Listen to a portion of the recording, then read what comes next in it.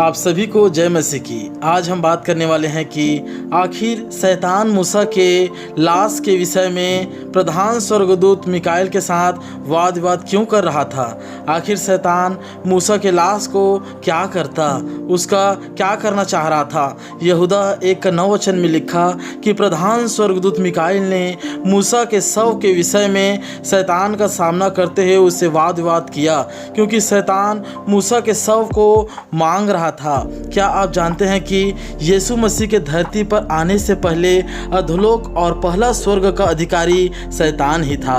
जब इस्राएल का पहला भविष्यवक्ता जिसका नाम शमूएल है, उसकी जब मृत्यु हुई थी, तब साउल और भूत सिद्धि करने वाली स्त्री ने पहला स्वर्ग से अर्थात पैराडाइज जो धरती के नीचे हैं वहाँ से उसको बुलाया, जहाँ सब धर्मी लोग मरने के बाद जाते थे। वहाँ से शमूएल की आत्मा को बुलाई थी। उस समय तक शैतान को पूरा अधिकार था कि किसी भी व्यक्ति की आत्मा को अधोलोक से अंदर बाहर कर सके।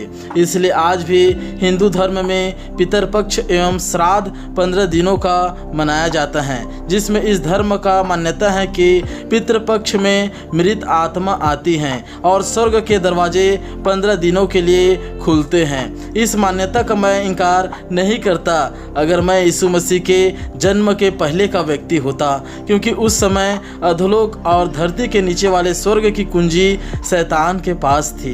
इसलिए शैतान चाहता था कि मूसा के लाश को मैं इस्तेमाल करूंगा और परमेश्वर के दिए हुए व्यवस्था को बदल दूंगा और मूसा के द्वारा मंदिर और जगह जगह मकबरा बनवाकर उन सब का मैं पूजा करवाऊंगा करके। अब यह सब विचार को लेकर शैतान मूसा के शव को मांग रहा था। इस शैतानी विचार को परमेश्वर जानता था, इसलिए उसने डायरेक्ट प्रधान स्वर्गदूत को जो मिकाएल हैं उसको भेजा। मगर प्रधान स्वर्गदूत मिकाएल से भी शैतान वाद विवाद करने से पीछे नहीं हटा और बड़े साहस के साथ मिकाएल से बहस कर रहा था। यह साहस शैतान को इसलिए हुआ क्योंकि मूसा ने बड़ी गलती कर दिया था, और वह गलती यह था कि परमेश्वर ने इस्राएलियों की अगुवाई के लिए एक दूत भेजा था, जो निर्गमन 23 का 20 अध्याय में लिखा। और परमेश्वर ने कहा था उसके सामने में चुपचाप रहना और उसकी बात मानना, उसकी आज्ञा पर चलना, उस पर मेरा नाम रहता है करके। हालेलुया।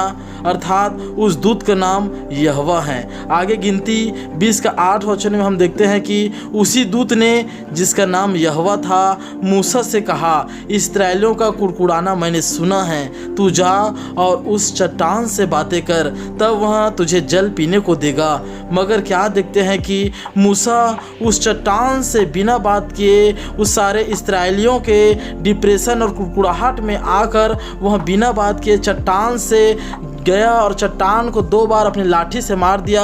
और क्या देखते हैं कि उस चट्टान पर, बाइबल के अनुसार उस चट्टान में स्वयं परमेश्वर उस चट्टान पे खड़ा था और उस चट्टान वो पानी तो दे दिया मूसा को, उस चट्टान से पानी तो निकल गया इस्राएलियों के लिए, लेकिन हम क्या देखते हैं कि उस चट्टान का क्रोध मूसा पर भड़क गया, क्योंकि चट्टान को जो मूसा ने मारा था वह कोई और नहीं, हमारा सनातन का चट्टान यीशु मसीह था, जो यहोवा नाम से अगुवाई करता था। यहोवा नाम से बादल के खंभों में सारे लोगों को अगुवाई करता था। जगह जगह यहोवा नाम से ही वहीं आया जाया करता था, जिसे परमेश्वर ने कहा था उसके सामने चुप रहना, और उसी को मूसा ने मार दिया था।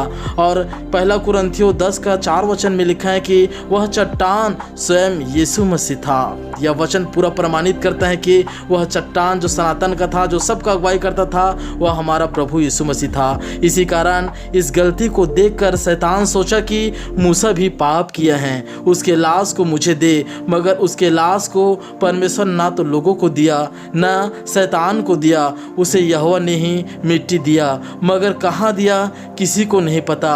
आज भी शैतान हम विश्वासियों पर दोष लगाता है। इसलिए अपने आप को परखें कि प्रभु में चल रहे हो या नहीं, अपनी इच्छा के अनुसार चल रहे हो कि बस प्रभु में अपने आप को सिर्फ दिखा रहे हो। इसलिए अपने आप को परखते हुए परमेश्वर के निकटता में आएँ और आप चाहे जो भी कार्य करें उठाएं। यीशु मसीह के नाम से आप सब सलामत रहे। आमीन आमीन।